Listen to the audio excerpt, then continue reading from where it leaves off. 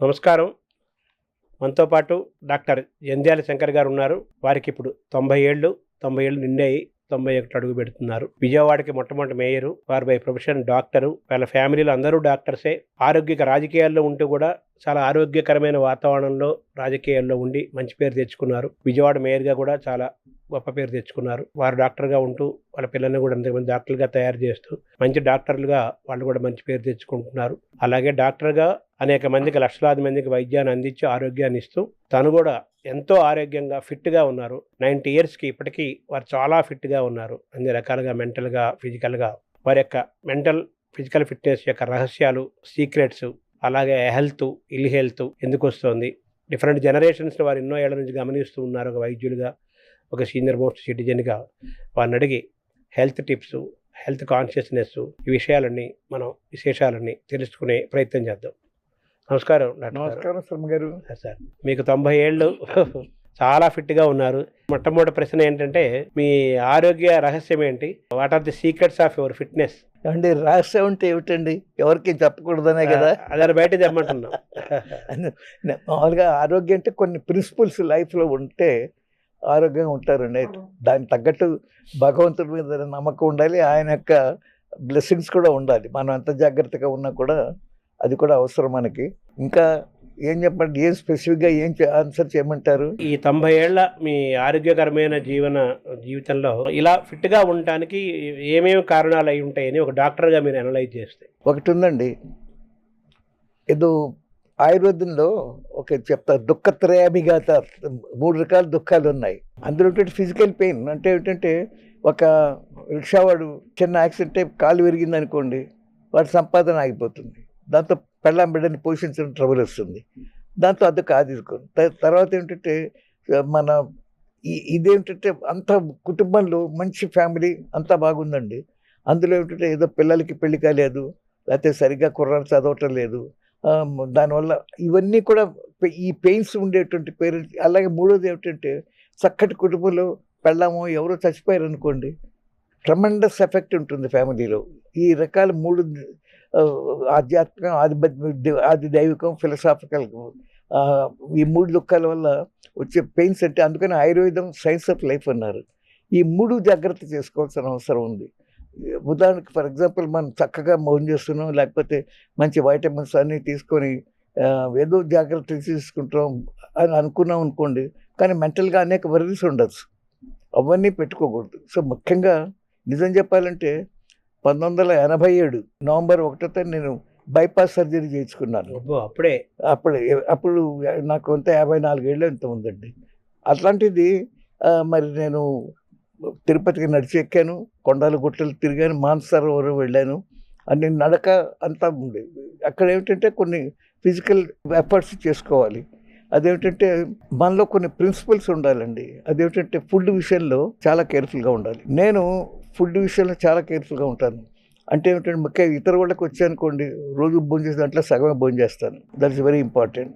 తర్వాత మామూలుగా కూడా ఎక్కువ హెవీగా తినటం అనేది ఉండకూడదు. చాలా అవసరమైతే 3, 4 సార్లు తినొచ్చు కానీ ఆకలిగా ఉంటే.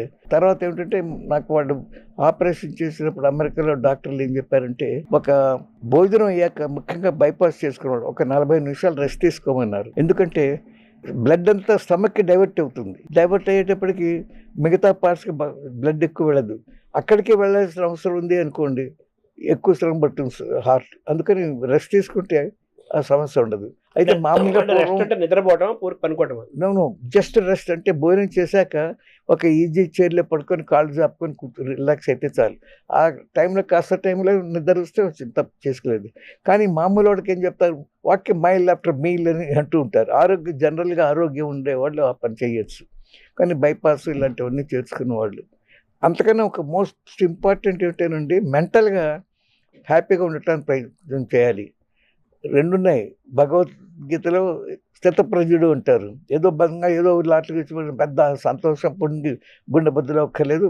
ఏదో చాలా కష్టం వచ్చిన అతిగా విచారం చేయి. Take things as they come. దేవుడు చేసే నిర్ణయం అని చెప్పి కొంతసేపు ఏదో బాధపడ్డా మిగతా ఫిలసాఫికల్‌గా తీసుకొని దట్ ఈస్ ఏదో ఎలక్షన్‌లో నుంచోని ఓడిపోయాను లేకపోతే ఇదవ్వాలి, ప్రయోజనం ఏముంది? You tried something. దేవుడు డిఫరెంట్ వే చేశాడు అలాగనమాట. సో ఫిలసాఫికల్గా తీసుకోవాలి మనం ఏది జరిగినా కూడా, అది చాలా అవసరం అండి. తర్వాత ఏమిటంటే ఇంకోటి చెప్పాడు వాడు డేల్ కార్నీ అనేవాడు, how to stop worry and start living అని, how to make friends and influence people, ఇలాంటి ఎన్నో బుక్స్ రాశాడు. ఇప్పటికీ సేల్స్ జరుగుతూనే ఉంటాయి. అందులో how to stop worry and start living చాలా నచ్చింది. వాడు ఏం చెప్తాడంటే, keep yourself busy with something bigger than yourself, you will not have any time to worry. బిజీగా ఉంటారు, ప్రయత్నం చేయి. మా అబ్బాయి అమెరికాలో ఉన్నాడు, ఎట్లా కూడా మా అమ్మాయి అమెరికాలో ఉంది, ఎట్లా ఉంటాడు, వీళ్ళు అట్లా ఏవి బర్రీ పట్ల టైం ఉండదు. అది ఒకటి. రెండోది, if you can do something for somebody, do it, don't expect gratitude. భగవద్గీతలో చెప్పిన నేను వాడు కాస్త ఇంగ్లీష్లో రైస్గా రాశాడు. అంటే అతను కూడా అతని జీవితాల్లో నుంచి చెప్పినవే కదా, అంతే లైఫ్ కదా. నిజంగా మన ఇండియన్ ఇది ఇప్పుడిప్పుడే కాస్త మన వాళ్ళకి తెలుస్తుంది కానండి. అదర్వైజ్ వెస్టర్న్ ఇన్ఫ్లుయెన్స్ 300 ఏళ్ళు పరిపాలించేటప్పటికి బ్రిటిష్ వాళ్ళ యొక్క ఇన్ఫ్లుయెన్స్ మన మీద చాలా ఉంది. చాలామంది మా చిన్నప్పుడు పోగులు పెట్టుకోవడానికి భయపడేవాళ్ళు, బొట్టు పెట్టుకోవడానికి భయపడేవాళ్ళు. అది ఒక భయపడేవనుకో, అదేదో సిగ్గుపడేటువంటి యాక్ట్ అని అనుకునేవాళ్ళు. ఇప్పుడే కాస్త మొహమాటలు లేకుండా, ఎందుకంటే ఇట్స్ ఎ టైం నౌ. మన హిందుత్వం ఎంత దెబ్బతింటోంది, హిందువులని అంత ఇదిగా చూస్తున్నారు. మనం వీ బిలాంగ్ టు రిలీజియన్. రోజు పూజలు చేయక్కర్లే, పురస్కారాలు చేయక్కర్లే, గుడ్ మనిషిగా ఉండి. బికాజ్ ఒకటి చెప్పాలి, ఏ మతమైనా హ్యూమన్ నేచర్ మీద ఆధారపడి ఉంటుంది, సైకాలజీ మీద ఆధారపడి ఉంటుంది, నమ్మకాలని క్రియేట్ చేస్తుంది. అది ఇంపార్టెంట్. నేనేదో బ్రహ్మాండంగా ఎవడో మర్డర్ చేశాను, లేకపోతే దొంగతనం చేస్తాను, ఎవడు చూడలేదు, ఎవరికి తెలియదు, అక్కర్లేదే, పైనుంచి ఎవడో అబ్జర్వ్ చేస్తున్నాడు, వాడికి అన్నీ తెలుసు, వాడు పని చేస్తాడు అని ఫియర్ కాంప్లెక్స్. అంటే ఇది కర్మ సిద్ధాంతమే కదా మీరు చెప్తున్నారు. సో అదొకటండి. తర్వాత ప్రిన్సిపల్స్ కొన్ని ఉండాలి. అందులో ఒకటి ఏమిటంటే, మనం ఏదో 3 రోజులు 3 గంటలు ప్రార్థన చేసి ఎవరినెత్తి చేతులు పెడదామో, ఎలా డబ్బు అంటే అగేన్స్ట్ ది లా కానీ ఇంకో విధంగా సంపాదించాలి, వాళ్ళకి ఏవి ఎప్పుడప్పుడు ఏదో వర్రీ ఉంటుంది. ఐ సీన్ మెనీ ఫ్యామిలీస్, పోల్డంత డబ్బు ఉంటుంది కానీ కొన్ని సాంఘికంగా కొన్ని మంచి పనులు చేయకపోతే గాడ్ విల్ పనిష్. ఇప్పుడు లాంగివిటీకి ముఖ్య కారణం అంటే పీస్ ఆఫ్ మైండ్ ఉండాలండి, హెల్దీ థింకింగ్ ఉండాలి. ఒకళ్ళు మోసం చేయాలని కానీ ఒకరికి ఏదో అన్యాయం చేయాలి ఉండకూడదు. ఇవన్నీ చాలా హెల్ప్ చేస్తాయి గుడ్ హెల్త్ మెయింటైన్ చేయటానికి. కొందరు ఏంటంటే కర్మంజాలకి ఏదో వచ్చింది, క్యాన్సర్ ఎందుకు వచ్చింటే ఎవరు చేశాడు, కొన్ని వెధ పనులు చేస్తే కొన్ని రకాల వ్యాధులు వస్తాయి. ఏం చేశాడు క్యాన్సర్ వచ్చింది, పూర్వజన్మలు ఏదో పాపం చేసి అందుకని వచ్చింది అనుకోవాలి అంతే. అంతేగాని ఏదో ఫ్రిక్షన్ ఎక్కువ ఉంది 2 పార్ట్ల మధ్యలో అందుకని అక్కడ క్యాన్సర్, ఇవన్నీ చాలా థియరీలు ఉన్నాయి. కానీ నేను మెడిసిన్ ఎప్పుడో 53లో చదివాను. అప్పటి నుంచి ఇప్పటిదాకా లాట్ ఆఫ్ ఇంప్రూవ్మెంట్ వచ్చింది. ఎక్కడంటే ఎర్లీ డయాగ్నోసిస్, దానికి కాస్త ట్రీట్మెంటు, అనేక విధాలుగా వచ్చింది. కానీ బేసిక్ కారణం అనేది స్పెసిఫిక్గా తెలియదు ఎవరికి. అలాగే డయాబెటీస్, పూర్వం డబ్బు ఉండేవాళ్ళకి వచ్చేది, ఇప్పుడు పేదవాళ్ళకి కూడా వస్తుంది డయాబెటీస్. ఎందుకంటే స్పెసిఫిక్గా ఎవరికి తెలియదు. వాడు తమాషా బాయిడ్స్ అనేవాడు పథాలజీ ఒకటి రాశాడు. అందులో వాడు ఏం రాస్తాడు, ఇట్లా diabetes plenty, poverty in the midst of plenty అని చెప్పాడు. అంటే poverty in the midst of plenty, అన్నీ ఉన్నాయి అల్లు ఉన్నట్లు శరీరం అన్నట్టుగా. శరీరం నిండా షుగర్ ఉంది కానీ వాడుకోవటం ఎట్లకో తెలియదు. సరే, అందుకని యూరిన్లో పోతుంది, బ్లడ్లో కనిపిస్తుంది, దానికి మంచి కంట్రోల్ చేయడానికి అవకాశం ఉంది. అదేవిధంగా బ్లడ్ ప్రెషర్ మైండ్ని కాస్త ఆవేశం తగ్గించుకోవాలి. ఇలాంటివన్నీ కొన్ని సూచనలు పాటిస్తే బ్లడ్ ప్రెషర్ ఆటోమేటిక్గా తగ్గుతుంది. ఆయుర్వేదంలో చెప్పారు చూసే శవాసన యోగలో మనిషి టోటల్ రిలాక్సేషన్ అంటారు. మీరు ఇట్లా గట్టిగా పడుకున్నారు అనుకోండి, ఆటోమేటిక్గా అట్లా వెలికలుగా వేళ్ళు వంగిపోతాయి. ఇట్లా తెరిచి కూర్చోవాలి అని అనుకుంటే కూర్చోవచ్చు, but that is not the way. But universal flexion అంటారు. ఒకసారి రిలాక్స్ అయి పడుకుంటే అన్ని జాయింట్స్ ఫ్లెక్షన్లో ఉంటాయి, రిలాక్స్ అయిపోతాయి. రిలాక్స్ అయ్యి అట్లా ఒక 20 నిమిషాలు ఉంటే ఏ మందులు లేకుండా కూడా బ్లడ్ ప్రెషర్ తగ్గుతుంది. అట్లీస్ట్ 10 points 10 degrees తగ్గుతుంది. ఇలాంటివి కొన్ని డిసిప్లిన్ లైఫ్లో ఉండాలండి, అది మెయిన్ థింగ్ అండి. మంచి హెల్త్ మెయింటైన్ పెట్టాను. తర్వాత తెలియదే ఉంది, ఇప్పుడు జంక్ ఫుడ్ ఎక్కడ పడితే అక్కడ. మనకు కూడా చిరుతిళ్ళు అనేది ఉన్నాయి తెలుగులో. ఇప్పుడు జంతికలు తింటారు, చక్కెరలు తింటారు, ఏవేవో చేస్తారు. కానీ కొంచెం కొంచెం మొదలు నథింగ్ విల్ హ్యాపెన్. అయితే మన ఇళ్లలో చేసుకున్నట్టుగా బయట కొనే ఉండవు. చిన్న చిన్న షాపుల్లో, రోడ్డు మీద షాపుల్లో ఏం చేస్తారంటే వాడిన నూనె తెగ వాడుతూ ఉంటారు. It's not good, it's not safe. అంత సైంటిఫిక్గా ఎందుకు సేఫ్ అవన్నీ వెళ్ళటం అనవసరం. మనం వీలైనంత వరకు వాడు ఏం చెప్పి 1-2 సార్లు ఈ నూనె వాడిందే ఎక్కువగా వాడకూడదు, 1-2 సార్లు వాడచ్చు. ఇలాంటి కొన్ని డిసిప్లిన్ తీసుకోవటం అవసరం. వీటన్నిటికీ కన్నా అఫ్కోర్స్ మెంటల్గా పీస్ ఆఫ్ మైండ్ ఉండాలండి. ఏది వచ్చారో దాన్ని యాక్సెప్ట్ చేయాలి, జరిగేది జరిగినట్టుగా యాక్సెప్ట్ చేయాలి. కొంత వర్రీ అవుతారు ఎవరైనా, ఎంతసేపు ఉండకూడదు. ఊరికే పాస్ట్ గురించి ఆలోచించి అది చేసి ఇది చేసి దానివల్ల ప్రయోజనం ఉండదు. You have to forget. మంచి జరిగినా చెడు జరిగినా ఓకే అనుకోని జరిగింది, లెట్ us ఫర్గెట్. ఎందుకు జరిగిందో తెలియదు, ఇంకా ముందు జరగకుండా చూసుకోవాలి. అలాంటివి ఇలాంటివన్నీ చాలా అవసరం మెంటల్గా. అందుకనే ఆయుర్వేద సైన్స్ ఆఫ్ లైఫ్ అన్నారు. ఆయుర్వేద అంటే మెడిసిన్ అంటే ఏదో ఒక మందు, ఏదో పుండు వేసింది మందు రాయి, లేకపోతే ఇంకోటి ఏదో తుమ్ములు వస్తే ఒక మందు వేసుకో. మందు is different for total life, science of life. ఆది భౌతికం, ఆధ్యాత్మికం, ఆది దైవికం. ఆధ్యాత్మిక అంటే ఫిజికల్ పెయిన్. ఆధ్యాత్మం అంటే నేను చెప్పాను ఇందాక, ఏదో క్లోజ్గా ఉండేవాళ్ళు చక్కటి సంస్థలు చనిపోవటం ఏదైనా జరుగుతుంది, పిల్లలు సరిగ్గా చదవకపోవటం జరుగుతుంది. ఇలాంటివన్నీ దాన్ని ఆధ్యాత్మికంగా ఉంటారు.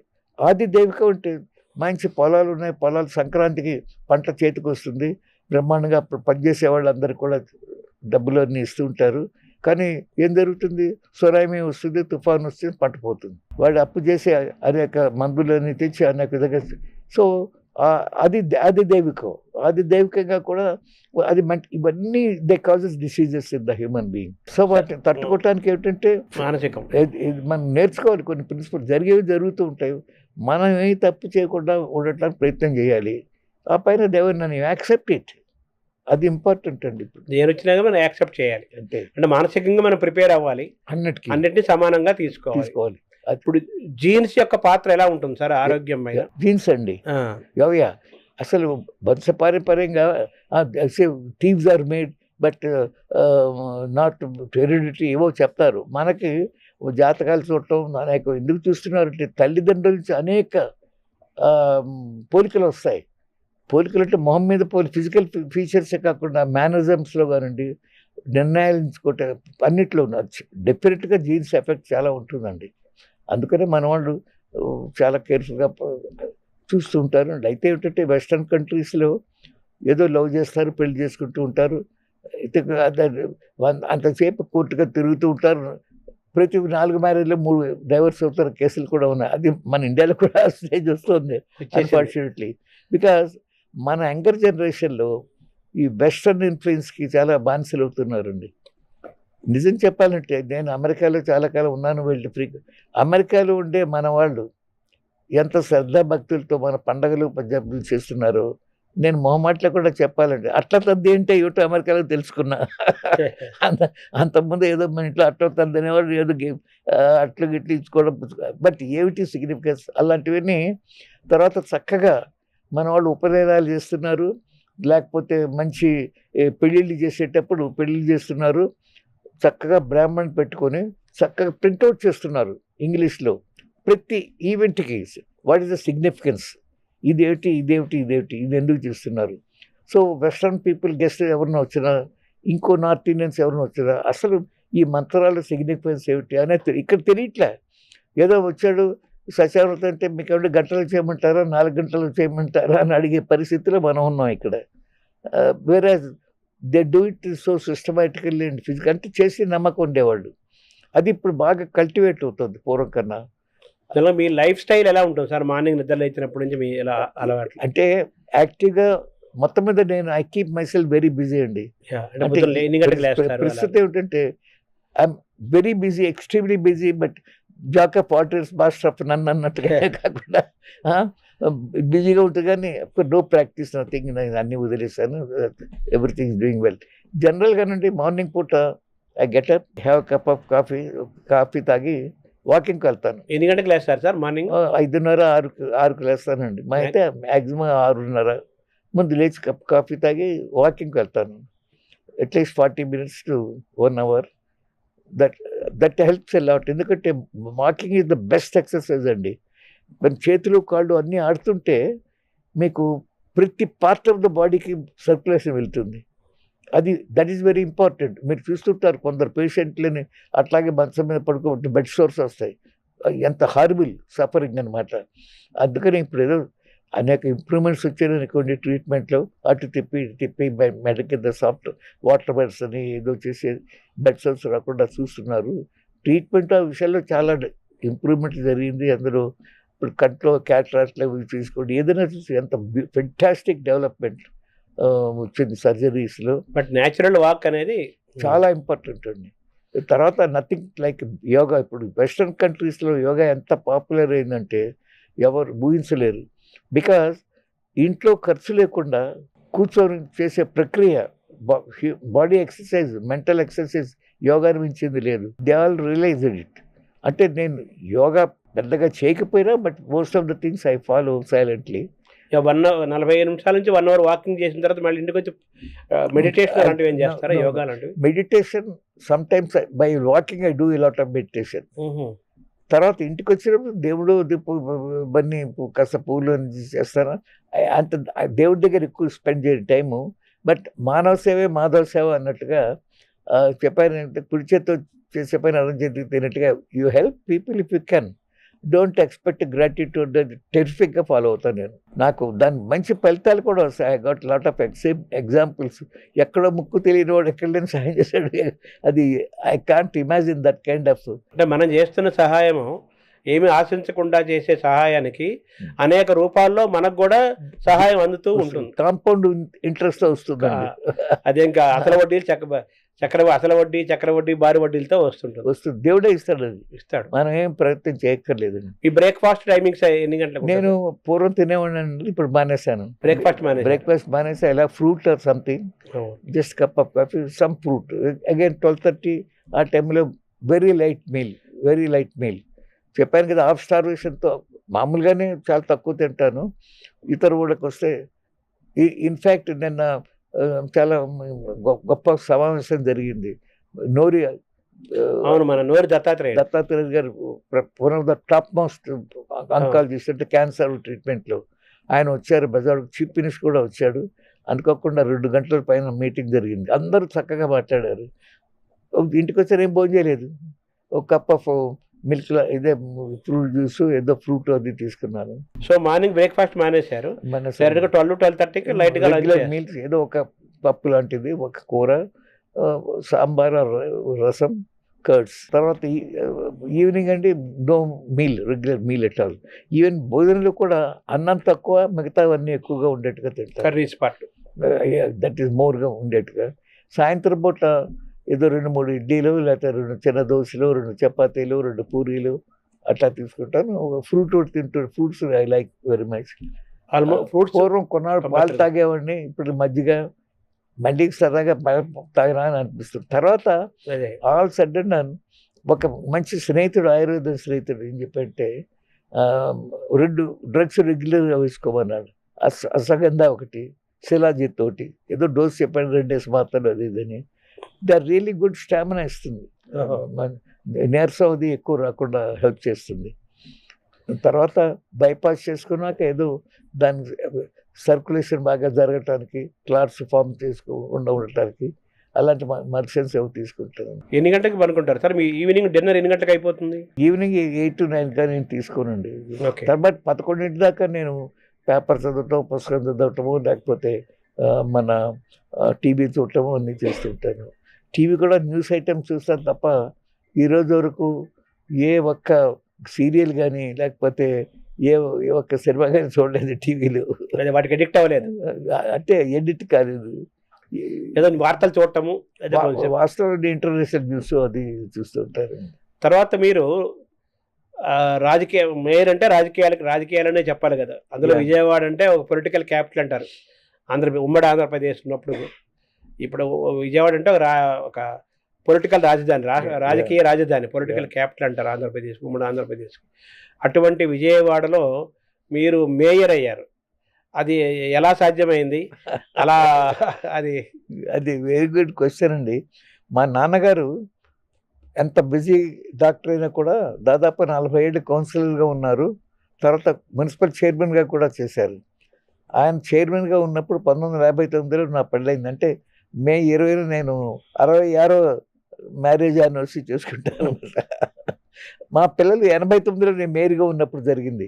అయితే నేను ఫస్ట్ మేయర్ని కాదు, ఫస్ట్ డైరెక్ట్లీ ఎలక్టెడ్ మేయర్. అంతకుముందు కౌన్సిలర్స్ మేయర్ని ఎన్నిక చేసుకునేవాళ్ళు. నేను మన ఎన్టీ రామారావు గారు అట్లా కాదు, డబ్బులు ఇచ్చి కొనుక్కుంటారు, అది చేస్తారు. డైరెక్ట్ ఎలక్షన్స్ ఉంటే కొంత ఏ పార్టీ వాడైనా కాస్త మెడక మీద తలకాయ ఉన్నవాడిని సెలెక్ట్ చేస్తారు. పైగా వాడిని ఎవరు భయపడక్కడ దించేస్తాం, అది చేస్తాం, ఆ పని చేయబోతే అది అనేక అర్థం లేని అగేన్స్ట్ రూల్స్ అవకాశాలు ఉన్నాయి. లంచ్ అడుగుతారు అని ఇవన్నీ పెడతాయి. డైరెక్ట్ మళ్ళీ ఎవరేం చేయలేరు. అట్ బెస్ట్ మీకు ఇష్టం అయితే ఆయన చెప్పిన ప్రపోజల్స్ డోనర్స్, అది ప్రజలు వాచ్ చేస్తారు. దేశం కోసం, ప్రజల కోసం మంచి ప్రపోజల్ చేస్తే ఆ విధంగా నేను ఏమైందంటే నా అనేక పొలిటికల్ రీజన్స్ చెప్పేది ఉంది. బెజవాడలో కొన్ని కమ్యూనిటీలు డామినేట్ చేస్తాయి, అండ్ కొన్ని కమ్యూనిటీలు చాలా ఎంత తెలుగు వాళ్ళు ఉన్నా ఎవరన్నా నొక్కేస్తుంటారు. సో పెక్యులర్ సర్కమ్స్టెన్సెస్లో బంగారావు గారు నన్ను సెలెక్ట్ చేశారు మేయర్ క్యాండిడేట్గా డైరెక్ట్ ఎలక్షన్స్లో. నేను చాలా చక్కగా గెలిచాను. అయితే తర్వాత వాళ్ళు వచ్చి ఏం చేశారంటే పొలిటికల్ ఎవరిని మెన్షన్ చేయటం లేదు, మళ్ళీ ఇండైరెక్ట్ ఎలక్షన్స్ తెచ్చారు. సో పాత పద్ధతి మళ్ళీ మొదలైంది. ఇప్పుడు ఎవరో మేయరో ఎవరో తెలియదు, కానీ బై గాడ్స్ గ్రేస్ ఎప్పుడో 35 ఏళ్ల కింద నేను చేసిన మేయర్గా నలుగురు గుర్తుంటుకుంటారు ఇప్పటికీ. ఐ డిడ్ వెరీ చాలా కష్టపడి కొన్ని మంచి పనులు చేశాను. అదేమిటంటే 2 చెప్తాను. 136 మురికి వాడలకి British total grant of 50 crores rupees ఆ రోజుల్లో తీసుకొచ్చాను. అదేమిటంటే the biggest aid British government has given to any city in the developing nation. అదొక క్రెడిట్గా 130 అంటే ఆల్మోస్ట్ 49,000 ఫ్యామిలీస్, 2.5 లక్షల పీపుల్కి బెనిఫిట్ అయ్యే పనులు చాలా చేసామండి. That is one I did.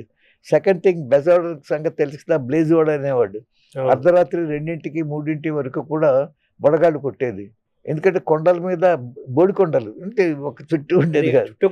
నేనేం చేశానంటే vice admiral Chopra, eastern naval command, ఆయనకు ఉత్తరం రాశాను. ఏమంటే మీకు హెలికాప్టర్స్ ఉంటాయి కదా, మీ హెలికాప్టర్ ఇచ్చినట్టయితే నేను కొండల మీద విత్తనాలు చల్లితే మా ఊరికి అసలు బాగుపడుతున్నాడు. అరే నన్ను ఎవరు అడగలేదు ముందు అని చెప్పి గ్రాంటెడ్ అన్నాడు. సో తను పెట్రోల్ పోసి 2 రోజులు హెలికాప్టర్ ఇచ్చాడు. నేను చేసేదాన్ని ఏమిటి, ఆ పైలట్స్కి ఒక ఉన్న వాటిలో బెస్ట్ హోటల్లో అకామిడేషన్ ఇచ్చాను. అసలు ఫుడ్ గిడ్డు అంతా బిల్స్ మేమే పే చేసామనుకోండి. నేను నా చేత్తో 2 రోజుల పాటు హెలికాప్టర్లో విత్తనాలు చల్లాను.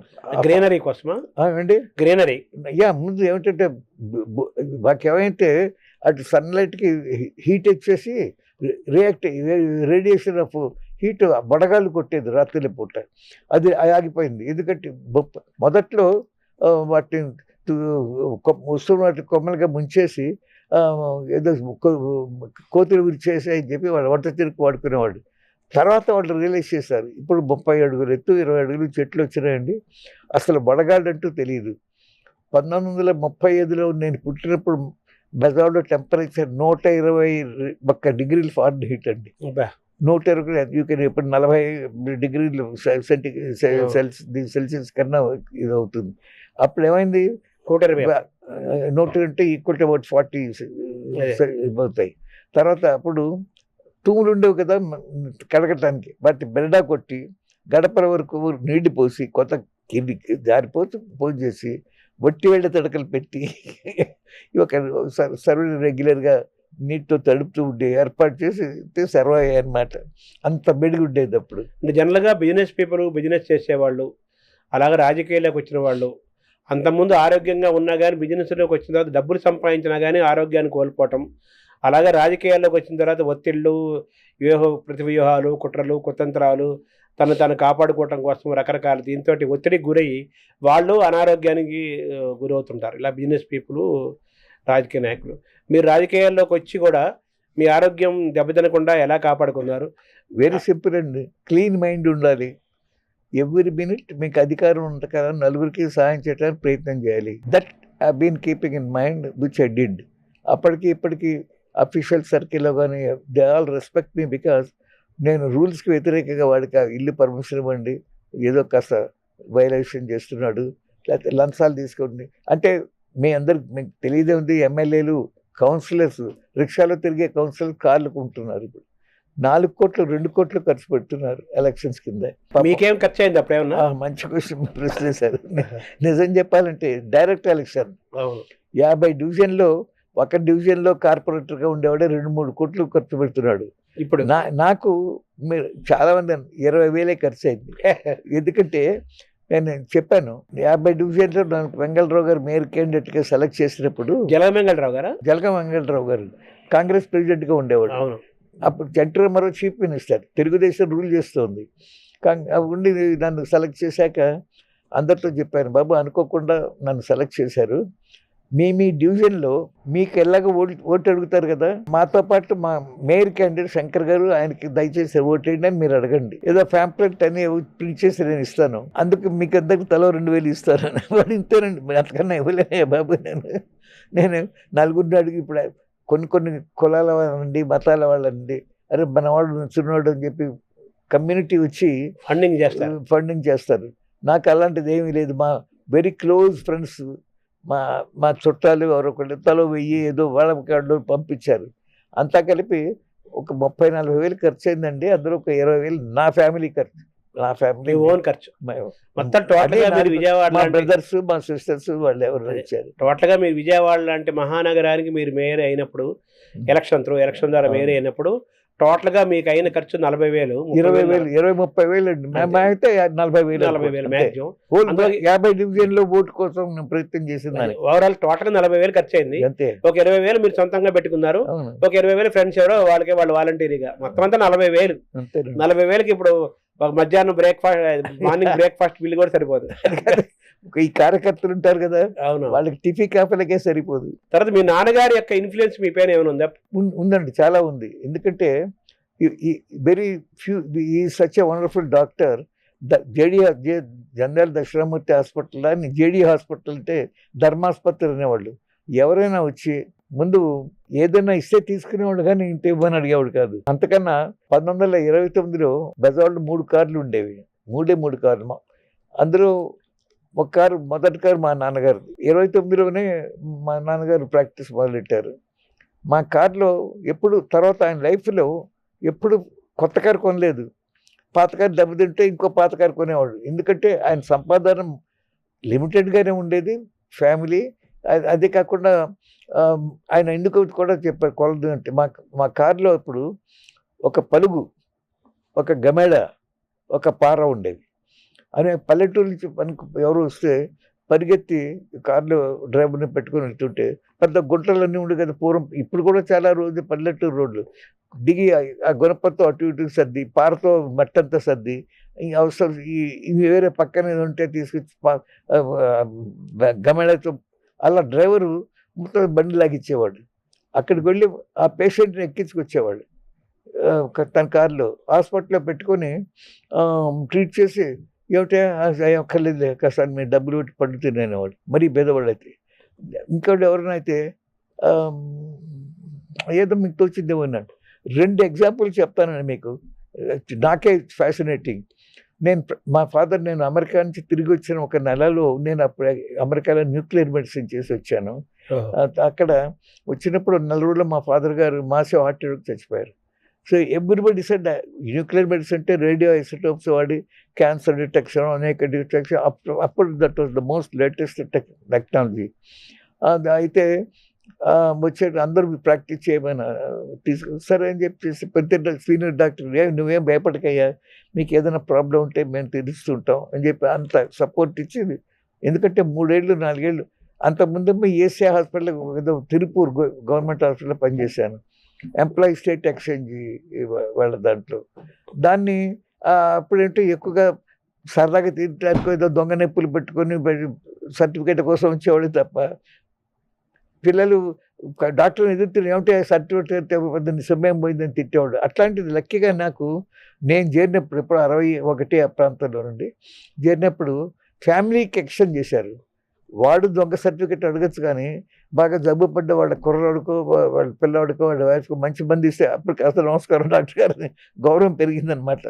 Because they came with real disease. నాన్నగారికి ఏం జరిగింది సార్? అది దీంట్లో మా ఫాదర్ది 2 ఉదాహరణలు చెప్తాను. నేను ప్రాక్టీస్ సడన్గా పెట్టాను. ఒక ముసలైన అంత 6 అడుగుల 2 అంగుళాల పైన మంచి ఫార్మరు, కానీ మంచి టాల్‌గా ఇదిగా ఉండేవాడు. ఆయన రెగ్యులర్‌గా వచ్చి ఎదురుగుండా కూర్చునేవాడు. "వెళ్ళొస్తాను బాబు" అని మళ్ళీ వెళ్ళిపోయేవాడు. పొద్దున, సాయంత్రం ప్రాక్టీస్ ఏమి లేవు. అంతా ఒకరోజు ఖాళీగా ఉన్నప్పుడు అడిగా, "ఏవండి ఏంటి సీక్రెట్ మీరు ఇట్లా వచ్చి వెళ్తూ ఉంటారన్నా?" "ఏమీ లేదండి, మీ నాన్నగారంటే నాకు అంత ప్రేమ, గౌరవం." అంటే "ఏమిటండి?" "మీకు అయితే నా ఉదాహరణ చెప్తాను. నేను 30 ఏళ్ళప్పుడు మంచి ట్రయల్ మన్ లాగా ఉండేవాడిని. 6 అడుగుల 2 అంగుళాల మనిషిని. నేను 10 మైళ్ళు కాదు ఎంతైనా పొలంతో తిరుగుతాను, అంత డబ్బున్నవాడినైనా" అంటూ ఏదో చెప్పుకొచ్చాడు. పెద్ద కంతొచ్చింది. ఆయన భాషలో చెప్తున్నాడు. నా వీపు మీద కంతొచ్చిందండి. ఎవరో చెప్పారు దక్షిణామూర్తి గారి దగ్గరికి వెళ్తే ఆపరేట్ చేస్తారు. అప్పుడు ఎవరు డాక్టర్లు చాలా కొద్దిమంది. మా నాన్నగారు చూశారు. ఓకే, ఆపరేషన్ చేయాలి అన్నారు. అయితే చేయించుకోండి. అయితే కొంచెం నొప్పి ఇది ఉంటే కొంత ఇంజెక్షన్స్ అది ఇవ్వాలి, లేకపోతే మత్తు పెట్టాలి. అబ్బాయి నా మొహంకి మూతికి మాత్రం మత్తులేం పెట్టద్దండి, నేను మొండోడిని, ఎంత పెయిన్ అయినా నేను భరిస్తాను, మీ ఇష్టం చేశాడు. గట్టిగా కూర్చున్నానండి. ఏదో నేను ఇచ్చారో తెలియదు, అమ్మా అని అరిచాను. కాస్త కోస్తుంటే ఈయన ఆపరేషన్ అయిపోయింది. పెద్ద లోకల్గా కొంత ఇస్తారు, అంత లేదు, కానీ మొత్తం మీద చాలా పెయిన్ వచ్చింది నాకు. వారం రోజులు హాస్పిటల్లో పెట్టుకొని కట్టుకట్టి క్లీన్ చేసి పంపించేటప్పుడు సరే ఏమండి అంతే వాళ్ళు డబ్బు అన్నారు. "ఏ అక్కర్లేదులేవయ్యా" అని. "అదేమిటండి, నేను డబ్బున్న వాడిని, వారం రోజులు ఆపరేషన్ చేసి మీ దగ్గర పెట్టుకున్నారు, అంతేగాని మీరు వద్దంటే అట్లా" అంటే కాదంతే అని. "ఏమండో నేను మొండోడిని, చచ్చిన ఇక్కడి నుంచి కదని మీరు చెప్పాలి." "ఏం లేదే, నీ కంటిని చూస్తే అదో రకం కంతి అనుకున్నా, ఆపరేషన్ చేశాక ఇంకో రకంగా నాకు తెలిసింది, అంచేత కొంత నేర్చుకున్నాను నీ వల్ల, కాబట్టి నీ దగ్గర ఏం తీసుకోవటం లేదు" ఆయన ఎక్స్పెరిమెంట్ ప్రయోగానికి ఆయన ఉపయోగపడ్డాడు. అదే. అందుకని మీ అప్పటి నుంచి ఫ్రెండ్షిప్ ఎక్కువైపోయిందట. వచ్చినప్పుడు వారం వారం వచ్చి ఏదో కూరలు, పాలు, పెరుగు, బెన్నం ఏదో తెచ్చిస్తూ ఉండేవాడు. నాన్నగారి ఇన్ఫ్లుయెన్స్ మీకు ఏ విధంగా ఉపయోగపడింది అదే రాజకీయాల్లోనూ, చెప్తాను. ఆయన ప్రొఫెషన్‌లోనూ? టాన్సిల్స్ అవన్నీ ఆపరేషన్ మేము పక్క నుంచి చూసేవాడు. ఆయన పేషెంట్స్ని ఎట్లా పలకరించేవాడు, ఎట్లా చేసేవాడు, అంత కబుర్లు చెప్తూ అంత ఆప్యాయంగా చూసేవాడు. చాలా కొద్ది మంది ఉంటారు బిజినెస్లో. మీ బిజినెస్ ఎట్లుందంటారు ఇవాళ కూడా అమెరికాలో, కానీ పలకరించి ఆప్యాయంగా ఏమన్నా పిలిచి, "ఏమిటి మీ అమ్మాయికి ఏం పెళ్లి సంబంధాలు కుదరలేదా, ఏంటి ఎట్లా ఉంది, మీ అబ్బాయి చదువు", ఇదే చెప్పాను కదా, ఇవన్నీ ఫ్యామిలీ ఫిజిషియన్. ఆ పద్ధతిలో ఆయన దగ్గర నేర్చుకున్నాను. తర్వాత ఏమిటంటే లైఫ్లో కొన్ని ప్రిన్సిపల్స్ పెట్టారన్న. నువ్వు మనం చేసే పాప పుణ్యాలు, ముఖ్యంగా పాపాలు పిల్లలకి వస్తాయి, పుణ్యాలు వాటి ఎఫెక్ట్గా ఉంటాయి. So never try to do anything తెలిసి తప్పు చేయడానికి ట్రై చేయి. It will reflect on your children, అది మర్చిపోక. అయితే మన వాల్మీకి స్టోరీ చూస్తే వాడు వాలికి రోడ్డు మీద పోయాడు, దొంగ వడ్డిపోతు చేస్తుంటే బెట్ట డబ్బు సంపాదిస్తానే కానీ నీ డ్యూటీ మొగుడుగా పెళ్ళాం బిడ్డలు భోజనం పెట్టడం, నీ చేసే పాపాలు నన్ను చుట్టుకో అని పెళ్ళం గట్టిగా చెప్పింది. ఈ ఫ్యామిలీ డాక్టర్ అనేది నాన్నగారి దగ్గర నుంచి అప్పుడు ఆ కల్చర్ ఎక్కువ ఉండేది. అసలు ఆ రోజుల్లో every doctor is family doctor. ఎందుకంటే కొన్ని దేవుడికి వదిలేసేవాళ్ళు, క్యాన్సర్లు గిన్సర్లు వచ్చిన వాళ్ళు ఉన్నారు, చచ్చిపోయిన వాళ్ళు ఉన్నారు, అని కొన్ని ఆపరేషన్లు చేసి. సో మొత్తం మీద మనుషులు జీవించారు తరతరాలుగా, యుగాలుగా. అవి that is a different thing. కానీ ఆ హ్యూమన్ టచ్, హ్యూమన్ అప్రోచ్ అదొకటి మాత్రం నేర్చుకున్నాను. అదే కాకుండా లైఫ్లో principles, how you should be as a member of a society, అదొకటి నేర్చుకున్నాను. ఆనెస్టీ, సిన్సియారిటీ, ఇంటిగ్రిటీ, 3 మెయింటైన్ చేయాలి. ఈవెన్ నేను మేరినప్పుడుగా ఐ మెయింటైన్ ద ప్రిన్సిపల్స్. ప్రొఫెషనల్గా కూడా అదే, డాక్టర్గా కూడా అదే నేర్చుకున్నాను. అంటే అదే చేశాను నేను కూడా, నాన్నగారు లాగానే. నేను కూడా అదే చేశాను. అదే మీకు ఇంకో 2 ఎగ్జాంపుల్, అదే మా నాన్నగారిది. నేను ఒక ఫ్రెండ్, మేమంతా కార్లో దీనికి సౌత్ ఇండియా టూర్కి వెళ్తుంటే నేనే డ్రైవ్ చేస్తున్నాను. ఒక సడన్గా బ్రేక్ వేయాల్సి వచ్చింది. ఒక ముసలివాడికి మొత్తం తప్పించాను, నో యాక్సిడెంట్. అక్కడి నుంచి కార్ యాక్సిడెంట్, బ్రేక్స్ పట్టుకుపోయినాయి. "బాబు ఇక్కడ ఎవరన్నా రిపేర్ చేసేవాడు ఉన్నారంటే ఒకడు వచ్చాడు, నాకు 2 నిమిషాలు పైకి కింద అక్కడ కూర్చొని మీరు టీ తాగండి, నేను చేస్తాను." ఏమిటంటే సరే గంట సేపు చేశాడు, రిపేర్ చేశాడు, బాగా చేశాడు. నేను ఎంత ఇవ్వమంటాం, "ఓ 10 రూపాయలు ఇవ్వండి." "అదేంటే గంటన్నర పని చేసావు నువ్వు, నేనంటే ఈ 10 నువ్వే బాగుతావు." "లేదా." "కాదండి." "అంతేనండి" అన్నా. "ఏం లేదండి, మేము సెకండ్ హ్యాండ్ పార్ట్స్ కొనడానికి బెజవాడ వస్తూ ఉంటాం. అప్పుడు ఒకసారి బాగా జబ్బు వచ్చింది, మా కుర్రాళ్ళంతా నన్ను మీ హాస్పిటల్ తీసుకొచ్చారు, మీరు 3-4 రోజులు ఉంచుకున్నారు. ట్రీట్మెంట్ ఇస్తాను, నయమైపోయింది. ఇంజెక్షన్ కూడా మీకు సొంత డబ్బులతోనే ఇచ్చారు. తర్వాత నేను ఎంత ఇవ్వమంటే నువ్వు ఎవరు అంటే ఇది అని చెప్పాను. ఏం అక్కర్లేదులే, పడ్డు కొనుక్కొని తిను, పెద్ద నీకు ఇట్లా ఖర్చు పెట్టిందేం లేదు అని నాకు ఫ్రీగా చేశారండి మీరు. అది నేను ఎట్లా మర్చిపోతాను. నాకేమైనా ఆపర్చునిటీ వచ్చింది, అవకాశం వచ్చింది, నాకు అది చేశాను. ఇట్లాంటివి చాలా ఉన్నాయండి ఎగ్జాంపుల్. కృతజ్ఞత అది ఆ సాటిస్ఫాక్షన్ వేరు. ఎవరో somebody came and told that is benefited because of you or అది ఇది. నాకు చాలామంది ఎంతోమందికి ఎంతో గుర్తుండవు. నన్ను మీకు తెలియదు. ఒక హాస్పిటల్ ఇనాగరేషన్, చాలా పెద్ద హాస్పిటల్ ఇనాగరేషన్కి వెళ్ళాను. హాస్పిటల్ కట్టాయన వెళ్ళబోతే కూర్చొని మీతో మాట్లాడాలను. సరే కూర్చున్నాను. ఆయన మొహం ఎక్కడో చూసినట్టు కానీ నేను సరే అంత అయిపోయాక నేను కోరమండల్ ట్రావెల్స్ అని పెట్టాను మా డాక్టర్గా ఉన్నా కూడా. ఎందుకంటే పెద్దానికి హైదరాబాద్ వెళ్ళాలి, మెడ్రాస్ వెళ్ళాలి, టికెట్ కొనాలి, ఇంటర్నేషనల్ ట్రావెల్ వెళ్ళి ఎక్కువ అయ్యారు. ఎనివే ఆ సందర్భంలో ఈ డాక్టర్ వచ్చాట టికెట్గా ఏదో వచ్చేసి మీలాంటి యంగ్స్టర్స్ బ్రైట్ పీపుల్ వెళ్ళారండి, ఎంకరేజ్ చేశారు. అంత డబ్బు లేదు అంటే మీరు టికెట్ కూడా అడ్వాన్స్ చేసి ఇచ్చారు, అప్పుడు మీరు డబ్బు మీకు ఇచ్చేసి అనుకోండి. అది నాందిగా నేను అమెరికా వెళ్ళి పైకి పెద్దవాడై పెద్ద హాస్పిటల్ కట్టాలి అని ఈ as a human being and service లాగా అతను చెప్పాడు. అంటే మీరు మర్చిపోయారు కానీ ఆయన గుర్తుపెట్టుకోవాలి. అట్లాగే నేను చాలా మంది హెల్ప్, వాళ్ళ గుర్తే ఉండదు నాకు. సో అది కూడా మీ నాన్నగారి దగ్గర నుంచి మీరు అవన్నీ నేర్చుకున్నాను. అయితే ఇప్పుడు మీరు ఒక మంచి సబ్జెక్ట్ గుర్తు చేశారు, ఫ్యామిలీ డాక్టర్స్ అనేది. ఇప్పుడు స్పెషలైజేషన్స్ పెరిగిపోయాయి గత 30 ఏళ్ల నుంచి కూడా పెరిగిపోయాయి. అంటే ఇప్పుడు మామూలుగా గురువు శిష్యుడు లాగా, గురు శిష్య పరంపర, విద్యార్థి గురువు మధ్య బంధాలు పోతున్నట్టుగానే ఫ్యామిలీ డాక్టర్స్ అనేది ఆల్మోస్ట్ అది కల్చర్ పోయింది. అన్ని క్లినిక్లు, హాస్పిటల్, మల్టీ స్పెషల్ హాస్పిటల్స్ అవుతున్నాయి కదా. సో ఫ్యామిలీ డాక్టర్ యొక్క అవసరం ఈ రోజు ఉందంటారా? చాలా ఉంది, అది ఇంక్రీజ్ అవుతుందండి. Even America. ఎందుకంటే ఫ్యామిలీ ఫిజిషియన్ అనేది లేకపోతే భగవంతుడి దయ అండి, ఇంకేదైనా కానీ ప్రతి వాళ్ళ ఫ్యామిలీలో ఒక హెర్నియాయో, లేకపోతే ఒక హైడ్రోసిలో, లేకపోతే హార్ట్ అటాకో, లేకపోతే ఒక బ్రెయిన్ ట్యూమర్ రాదు కదా ప్రతి వాళ్ళ ఫ్యామిలీలో. సామాన్యంగా మన దేశంలో with all these wrong hygienic principles అన్నీ ఉంటూ ఉంచేత డయేరియాలు, డిప్తీరియా కాదు డయేరియాలు, లేకపోతే కడుపులో నొప్పులు ఏదో చిన్న వస్తాయి. అవన్నీ ఎయిల్మెంట్ ట్రీట్ చేయడానికి అన్ని టీసీ ఈఎస్ఆర్ 10 టెస్ట్ చేస్తే ముందు 2,000-1,000 రూపాయలు అవుతాయి ఈ రోజుల్లో. మా రోజుల్లో 100 రూపాయలు. అసలు ఎందుకు? సిమ్టమాటిక్గా చూసి వీలైనంత వరకు మంది ఇవ్వండి. ఎక్కడైతే అవసరం ఉందో టెస్ట్ చేయించండి. అట్లా లేకుండా ఇప్పుడు మనిషి చేయి కూడా పలుచకుండా చూడకుండా చక్క టెస్ట్లు రాసేయటం. ఆ ల్యాబొరేటరీకి వాడికి లింక్ ఉంటుంది, వీని పంపిస్తే 100 రూపాయలు 10, 15, 20 డాక్టర్కి పంపిస్తాడు. ఇలాంటి సిస్టమ్ ఎక్కువైపోయిందండి. Now slowly people are all recognising as అవసరం ఉంటే స్పెషలిస్ట్ దగ్గరికి వెళ్ళాలి. లేకపోతే అసలు అమెరికాలో స్పెషలిస్ట్ ఎప్పుడూ డైరెక్ట్గా చూడు, వాడిని ఎవరో ఒక క్లినికల్ ఫ్యామిలీ ఫిజిషియనో లేకపోతే ఇంటర్నల్ మెడిసిన్ వాడో రిఫర్ చేస్తే కానీ చూడు. అట్లా కొన్ని ప్రిన్సిపల్స్ వాళ్ళు మెయింటైన్ చేస్తారు. సో ఫ్యామిలీ డాక్టర్ కల్చర్ మళ్ళీ రివైవ్ అవ్వాలి, కొంత అవుతుందండి. అయితే ఇంకా వెళ్తాను సూదిస్తే కానీ తగ్గదండి. ఎందుకే దీనికి సూది మంది ఇవ్వండి. అది నేను తిరుపతిలో ఉద్యోగం చేసేటప్పుడు ఒక క్వాక్ సెంటరే సైకిల్ మీద డాక్టర్ వస్తాడు. వాడు అంటే వారాలు చేసుకున్నట్టుగా ఒక్కొక్క పల్లెటూరులో ఓ రోజు పెట్టాడు. ఏదైనా 2 రూపాయలు ఓ ఇంజక్షన్ చేస్తాడు. బీకాంప్లెక్స్ నీళ్ళు చేస్తాడు గడవలు. వాడు ఆ రోజుల్లో రోజుకో 100 రూపాయలు. నేను గెజిటెడ్ ఆఫీసర్గా ఉద్యోగం చేసేటప్పుడు 450 రూపాయలు నా జీతం. ఇప్పుడెంత ఊహించండి, గవర్నమెంట్ హాస్పిటల్ డాక్టర్కి ఎంత జీతాలు. ఖర్చులు అట్లాగే ఉండే, అది వేరే విషయం అనుకోండి, అంత సింపుల్ కానీ. బట్ వాడు ఎక్కువ సంపాదిస్తాడు. 2 రూపాయలు. అసలు ప్రకృతి సగం ట్రీట్ చేస్తుంది మనిషిని. అంటే ఫ్యామిలీ డాక్టర్ వల్ల ఏంటండి వ్యక్తుల ప్రయోజనం, ఉపయోగం ఏంటండి? ఎందుకంటే నేను ఇందాక చెప్పానే 3 రకాల ఇవన్నీ వస్తాయి.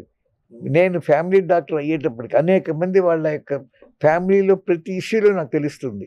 ఏమయ్యా నువ్వు అనవసరంగా కడుపు రావట్లేదు, జీతం వస్తుందంటే ఏ లేదు, వర్రీలు ఎక్కువైపోతున్నాయి, మా అబ్బాయి సరిగ్గా చదువులో రావట్లేదని, అవన్నీ తగ్గించుకో. ఇవన్నీ ఒక ఫ్యామిలీ డాక్టర్ చెప్పగలడు. వాళ్ళ హిస్టరీ, ఫ్యామిలీ హిస్టరీ అంతా తెలుస్తుంది వాళ్ళకి. మోస్ట్ ఇంపార్టెంట్ అదేనండి. అది చాలా వరకు ట్రీట్మెంట్కి హెల్ప్ చేస్తుంది. సార్ ఇప్పుడు మీకు షుగరు, బీపీ లాంటివి అవి ఏమి లేవా? ఉందండి, కొంచెం స్లైట్గా షుగర్ ఉంది, స్లైట్గా బీపీ ఉంది. బట్ ఇట్స్ వెరీ కామన్ ఈ ఏజ్లో. ఎలా మెయింటైన్ చేస్తున్నారు సార్? ఫస్ట్ ఆఫ్ ఆల్ నేను స్వీట్లు తిన్ను, కాఫీ షుగర్ లేకుండా తాగుతాను. అండ్ మోస్ట్ ఇంపార్టెంట్ డయాబెటీస్ బాగా నడవాలండి. నడిస్తే సగం షుగర్ కంప్లీట్ తగ్గిపోతాయి బాగా నడిస్తే. అది మోస్ట్ ఇంపార్టెంట్. ఇక బీపీ అన్నారు, ఇందాకే చెప్పాను నేను. సగం వెరీ నేమ్ సేక్ సీనియర్ డాక్టర్ని కన్సల్ట్ చేసి నేను ఉంటే ఏదో ఒక అరమాత్రం వేసుకోవయ్యా, ఏదో కాస్త బీపీకి షుగర్కి వేసుకోవడం తప్ప ఫిజికల్గా మనం తీసుకున్న చర్యల వల్ల షుగరు బీపీ సగం కంట్రోల్ అవుతుంది. పెద్ద టాబ్లెట్స్ అవి వాడకుండానే మనం తీసుకునే ఆహారము మన చర్యల వల్లనే మాక్సిమం తగ్గిపోతుంది. ఇప్పుడు చిన్న వయసులోనే వచ్చేస్తున్నాయి కదా బీపీలు, షుగర్లు ఎక్కువగా. ఎందుకంటేనండి ఈ జంక్ ఫుడ్ తినటం ఎక్కువైపోతుంది. అందులో నేను చెప్పినట్టుగా పెద్ద పెద్ద కంపెనీలో ఉండే జంక్ ఫుడ్ తింటే వేరే విషయం, కానీ రోడ్డు మీద మిరపకాయ బజ్జీలు, ఈ పకోడీలు, ఇలాంటి జంతికలు ఇవన్నీ చూస్తుంటే ఎక్కువ నూనె వాడి ఇట్స్ నాట్ గుడ్. ఎప్పుడైనా రోజు తీసుకొని పంపలు పడదు. మన శరీరంలో వాడు ఇందాకే చెప్పాను బాయ్స్ అన్నవాడు అసలు కలుషితమైనటువంటి వాతావరణం మధ్యలో మనం నివసిస్తున్నాం. రీజనబుల్గా గుడ్ హెల్త్ ఎలా చేయగలుగుతుంది, అదే గొప్పతనం దేవుడు ఇచ్చింది. బికాజ్ వైట్ సెల్స్ అని యుద్ధం చేసి వచ్చిన క్రిమికీటకాలను చంపేసి మనం ఈ మాదిరి ఆరోగ్యంగా ఉంటే హెల్ప్ చేస్తున్నాయి. ఇప్పుడు అన్నం తినొద్దు అంటున్నారు. మన ప్రాంతానికి అన్నమే కదా అలవాటు. ఇప్పుడు అన్నం తినొద్దు అంటున్నారు, రకరకాలు అది చెప్తారు. అర్థం లేదండి. పచ్చళ్ళు తినొద్దు అంటున్నారు, అసలు అర్థం లేదు. నెయ్యి వాడద్దు అంటున్నారు. ఏదైనా తినొచ్చు అంటే అది జీర్ణం అయ్యేట్టుగా చేసే చర్యలు తీసుకోవాలి. ఎక్కడ ఫుడ్ అక్కడ అవసరం. ఇప్పుడు కొన్ని చోట్ల చేపలు ఎక్కువ తింటారు, కొన్ని చోట్ల అది ఎక్కువ దొరికితే మన దీనికి సర్వైవల్కి చేపలు ఒక్కో ప్రాంతానికి ఒక్కొక్క ఫుడ్ ఉంటుంది. అందుచేత ఏది అతిగా తినకూడదండి. స్వీట్ కూడా చక్కగా తినచ్చు ఎప్పుడన్నా ఒకటి, అంతేగాని ఊరికే తింటూ కూర్చుంటే ఎట్లా అండి. సరే, ఈ స్పిరిచువల్ దైవభక్తి, ఈ స్పిరిచువల్ ప్రాక్టీసు, ధ్యానము, దీనివల్ల హెల్త్ ఇంప్రూవ్ అవుతుంది. చాలా చాలా అవుతుందండి. ఎలా సైంటిఫిక్ ఎలా చెప్తారు? ఎందుకంటే ఈ స్పిరిచువల్గా ధ్యానం చేసినా సరే, ప్రార్థన ఆ మైండ్ని ఈ వర్రీల నుంచి పక్కన పెట్టి తోసేస్తుంది. వర్రీలు అది అలవాటు అయిపోతుంది. సో మీరు ఒక 2 గంటలు లేదా అరగంట అయినా చేస్తే, కామ్గా చేస్తుంటే మీ వర్రీలు సగం తగ్గిపోతాయి. That will have very good effect. ఏదైనా అష్టావధానం చేసినట్టుగానే అష్టాంగ హృదయం చెప్పి 8 రకాల ఇవన్నీ ఉన్నాయి. అవన్నీ సరిగ్గా ఉంటేనే హ్యూమన్ సిస్టమ్ బాగుంటుంది. అందుచేత అన్నిట్లోనూ జాగ్రత్తలు తీసుకోవాలి. అందుకని నాకు ఎక్సలెంట్ హార్ట్ బ్రహ్మాండంగా పనిచేస్తుందంటే పనిచేసేవాడిని బాధ పెట్టి పారాలిసిస్ వస్తుంది, ఇంకోటి వస్తుంది. ఏముందంటే శరీరంలో బ్లడ్ క్లాట్ అయినప్పుడు సెరిబ్రల్ బ్రెయిన్కి వెళ్తే పారాలిసిస్ వస్తుంది. అదే గుండెలో వస్తే టమ్మని హార్ట్ అటాక్ వస్తుంది. మెయిన్ ఆర్టరీలో పట్టుకొని ఇమీడియట్గా చచ్చిపోతారు. చిన్న ఆర్టరీలో వచ్చింది అనుకోండి, ఇండికేషన్ ఇస్తుంది. కాస్త నొప్పి, అంజైనల్ పెయిన్స్ అంటారే, నొప్పి బాబు కొంచెం జాగ్రత్తగా ఉండు హార్ట్ విషయంలో ఉంది. అక్కడ ద డాక్టర్స్ కెన్ హెల్ప్. కాస్త ఇప్పుడు పూర్వం కన్నా ఒక విధంగా ఉండే బ్యాడ్ హ్యాబిట్స్ వల్ల హార్ట్ అటాక్లు ఎక్కువ అవుతున్నాయి, యాక్సిడెంట్లు ఎక్కువ అవుతున్నాయి. రోడ్డు మీద యాక్సిడెంట్ డెత్స్ ఎన్ని అయిపోతున్నాయి. India stands first in road accidents, number of vehicles on the road and number of deaths తీసుకుంటే. కొన్ని లక్షల కార్లు America 7th or 8th place. ఎందుకంటే అనేక రకాల జాగ్రత్తలు వాళ్ళు తీసుకుంటారు. అలాగే మన లైఫ్లో ప్రతిదీ జాగ్రత్త తీసుకోవాలండి. అయిన దానికి వర్రీ, ఊరికే జరిగిన దృష్టిలో పెట్టుకొని ఊరికే దాని గురించి ఆలోచన.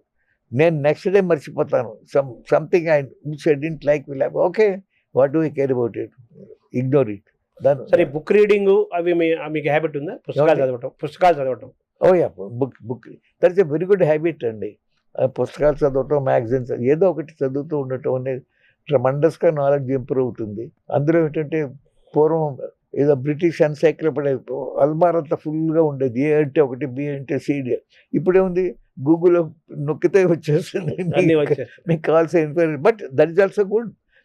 గూగుల్లోకి వెళ్ళి మీ ఇష్టం సడన్గా ఏదో హిస్టీరియా అని, ఏమిటంటే హిస్టీరియా అంటే బట్ చెప్తాడు వాడు గూగుల్లో. ఇప్పుడు వచ్చేసినాయి కదా మనకు, ఏఐ, చాట్ జీపీటీ అని వచ్చేసి ఫాస్ట్ క్విక్గా మనకి ఇన్ఫర్మేషన్ నాలెడ్జ్ వచ్చేసి. ఏమంటే కత్తితో పొడవచ్చు మనిషిని, ఆపరేషన్ చేసే డాక్టర్.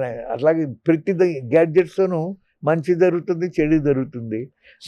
మంచి చుట్టానికి అదే పొర్నోగ్రఫీ సినిమాలు పిల్లలు చెడిపోతుంది. ఛానల్స్ ఉంటాయి. అవన్నీ చూడకుండా ఉండేట్టుగా పిల్లలు జాగ్రత్తగా ఉండే కష్టం. చెప్తున్నారు ఏం లేదు, పిల్లల్ని ఒక పెద్ద పూర్వంలాగా వాచ్ చేయటం తల్లిదండ్రులు.